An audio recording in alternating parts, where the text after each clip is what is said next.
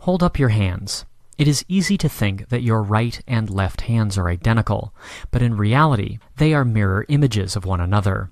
No matter how much you rotate your hands, unless you disconnect one of them, you cannot superimpose them over each other.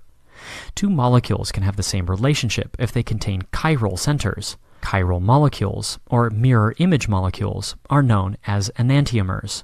Like our hands, the mirror images found in chiral molecules are not superimposable, but do perform similar functions. Although distinct, they share most physical and chemical properties, such as appearance or boiling and melting points. However, they can react somewhat differently, especially in relation to interactions in the human body.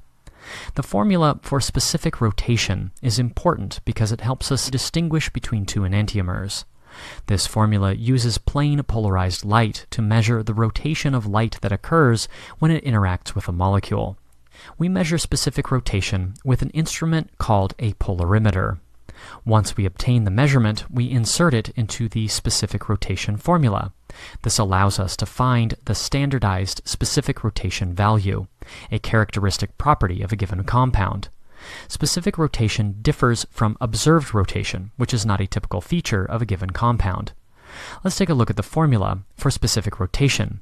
In this formula, alpha represents the observed rotation measured with a polarimeter. L represents the length of the sample tube. C represents the concentration of a solution, or density of a pure sample. T represents the temperature, typically 25 degrees Celsius. And lambda represents the wavelength of the light used, typically 589 nm. Now let's look at an example using the formula for specific rotation. Let's say we want to find the specific rotation of glucose. We place the glucose into a 0.2 dm polarimeter tube. Here we'll use the D line of sodium, which is the typical wavelength to use